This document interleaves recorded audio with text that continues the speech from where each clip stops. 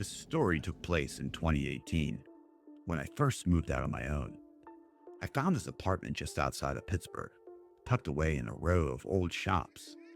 Now, it wasn't much, but the rent was dirt cheap and I figured it would do until I could find something better. The place had this musty, stale smell to it, like it hadn't been lived in for years. The wallpaper was peeling in the hallway and the doors were warped. The floorboards creaked if you even breathed on them. Still, it felt like mine, and I was excited. I brought my dog, Ranger, with me. He was a shepherd mix who had always been calm and easygoing. But the second I carried that last box to the door, Ranger froze in the living room and refused to go any further. His hair stood up along his back, and he just kept growling at the hallway that led to the bedrooms. At first, I brushed it off. New place, new smells, maybe even mice in the walls. Dogs pick up on things we don't. But the longer we stayed, the worse it got. Ranger wouldn't even walk down the hallway unless I was with him. Some nights he'd sit at the end of my bed staring out in the dark, low growls rattling in his chest. A couple times he even barked at the closet like something was inside. I started hearing things too, and at first it was faint, like the sound of someone shuffling their feet just outside my door.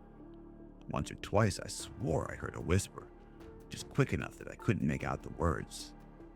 The scariest moment though happened about 2 months after moving in. I had just gotten home from work and I was exhausted. I sat down in the living room with the TV on, and Ranger was asleep next to me when his head suddenly shot up. His ears went stiff and he growled so deep it didn't even sound like him. And then that's when I noticed it. At the corner of my eye, something floated past the hallway. Not a shadow, not a trick of the light. It was an orb, a glowing pale sphere that drifted slowly like it was being carried. I turned my head just in time to see it vanish straight into the wall. I sat there frozen. My heart was pounding and Ranger was barking like mad. He wouldn't calm down for almost another half an hour. Over the next few weeks, things escalated. I'd wake up to Ranger pacing in the room in the middle of the night, whining. Sometimes I'd hear knocks on the wall, 3 in a row, like someone was knocking from the other side. One night I was brushing my teeth when I heard footsteps walking down the hall towards me. I leaned out the bathroom expecting to see a neighbor who somehow got in, but instead, the hallway was empty. The final night is what made me leave. I woke up at around 3 a.m. to Ranger snarling at the corner of the room. I sat up and that's when I saw it. A figure, dark, human-shaped, standing completely still at the end of my hallway.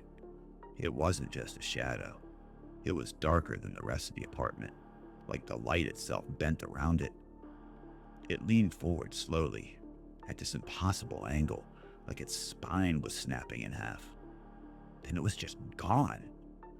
I didn't sleep again that night. The next morning I called my landlord and told him, "Hey, I'm breaking the lease." And he didn't argue. All he said was, "I get it. You're not the first to move out early."